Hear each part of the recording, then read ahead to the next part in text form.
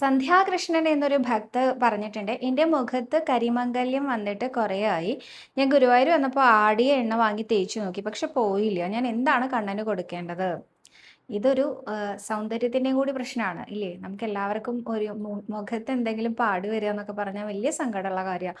അത് ഏത് പ്രായത്തിലുള്ള ആൾക്കാർക്കാണെങ്കിലും പുരുഷന്മാർക്കാണെങ്കിലും സ്ത്രീകൾക്കാണെങ്കിലും ഒക്കെ നല്ല പ്രയാസമുള്ള കാര്യമാണ് അല്ലേ? അപ്പോൾ ഗുരുവായൂരപ്പന് മഞ്ഞൾ വാങ്ങി സമർപ്പിച്ചോളൂ കേട്ടോ. മഞ്ഞൾ കൊണ്ട് തുലാഭാരം തൂക്കാം, അതല്ലെങ്കിൽ മഞ്ഞൾ വാങ്ങി സമർപ്പിക്കാം, രക്തചന്ദനം വാങ്ങി സമർപ്പിക്കാം. ഇത് രണ്ടും ഭഗവാന് കൊടുക്കുന്നത് നല്ലതാട്ടോ. നമ്മളോട് ആരെങ്കിലും ഇങ്ങനത്തെ എന്തെങ്കിലും പ്രശ്നം വന്നാൽ മഞ്ഞൾ തേക്കുവോ അല്ലെങ്കിൽ രക്തചന്ദനം പുരട്ടുവോ എന്നൊക്കെയാണ് പണ്ടുള്ള ആളുകൾ പറയാറുള്ളത് അല്ലേ. അപ്പോൾ ഇതൊക്കെ ഗുരുവായൂരപ്പനെ കൊണ്ടുവന്ന് സമർപ്പിക്കുന്നത് വളരെ നല്ലതാട്ടോ. ഞാനിങ്ങനെ ഓരോ ദിവസം ഓരോന്ന് സമർപ്പിച്ചോളൂ എന്ന് പറയും. ഞാൻ എപ്പോഴും പറയാറുണ്ട്, ഗുരുവായൂർ ക്ഷേത്രത്തിൻ്റെ ഏറ്റവും വലിയ പ്രത്യേകതയാണ് ഇവിടെ ഭക്തർക്ക് ഇഷ്ടമുള്ള എന്ത് വഴിപാടും കൊണ്ടുവന്ന് സമർപ്പിക്കാം.